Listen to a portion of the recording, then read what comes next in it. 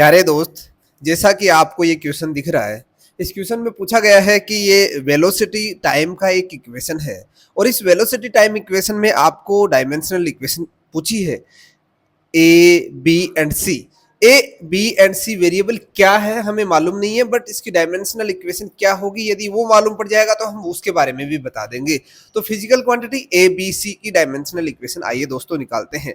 आप सभी को मालूम है प्रिंसिपल होमोजेनिटी क्या कहती है कि यदि दो फिजिकल क्वांटिटी आपस में ऐड होती है, सब्सट्रैक्ट होती है, तो दोनों की डायमेंशनल इक्वेशन सेम होती है। तो आइए दोस्तों, यहां पर दो फिजिकल क्वांटिटी, एक हमारे पास ये है, एक ये पूरी की पूरी ये है।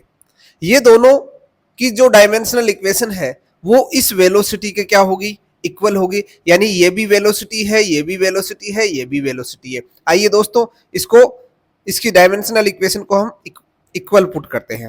यानी ए टी बी क्या होगी, इसकी भी डायमेंशनल इक्वेशन सेम होगी, टी प्लस सी। अब इसकी मदद से, इस कॉन्सेप्ट की मदद से हम डायमेंशनल इक्वेशन निकालेंगे ए की, बी की और सी की। सबसे पहले ए की निकालते हैं।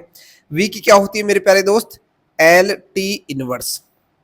आप सभी जानते हैं ए टी टाइम की कैपिटल टी सिंबल होता है। आइए यहां से इस टी को इधर ले आइए तो क्या हो जाएगा, L T inverse upon T, means ये क्या बन गया, एल टी माइनस टू। ये क्या है, एक एक्सेलरेशन है, आप समझ गए होंगे। एक्सेलरेशन की डायमेंशनल इक्वेशन यही होती है मेरे प्यारे दोस्त। अब आपको बी की निकालनी है, तो बी की निकालने के लिए आप वैसे ही L T inverse is equal to, b की मुझे मालूम नहीं है, नीचे टी की मुझे मालूम है, सी की भी डायमेंशनल इक्वेशन मुझे मालूम नहीं है, बट फिर मैं प्रिंसिपल ऑफ होमोजेनिटी को लगा देता हूं। जो टी की डायमेंशनल इक्वेशन है वो सी की डायमेंशनल इक्वेशन है। इट मीन्स जो ए की डायमेंशनल इक्वेशन है वो तो ये आई, सी की क्या आई मेरे प्यारे दोस्त, सी की डायमेंशनल इक्वेशन आई टी। हमारे पास दो वेरिएबल्स आ गए, यानी जो सी वेरिएबल है ये क्या है, टाइम है, ए क्या है, एक्सेलरेशन है। तो बी क्या है, तो बी को फाइंड आउट करने के लिए देखो, नीचे पूरे में टी आएगा, ये भी टी, ये भी टी, तो आप एक सिंगल टी बोल सकते हो इसको। तो L T inverse is equal to B upon T.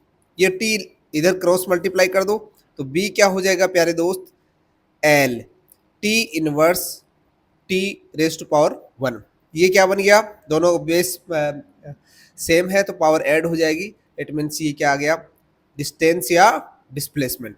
अब ये कंफर्म नहीं है कि ये डिस्टेंस है या डिस्प्लेसमेंट है, बट इतना कंफर्म है कि ये डेफिनेटली या तो डिस्टेंस है या डिस्प्लेसमेंट है।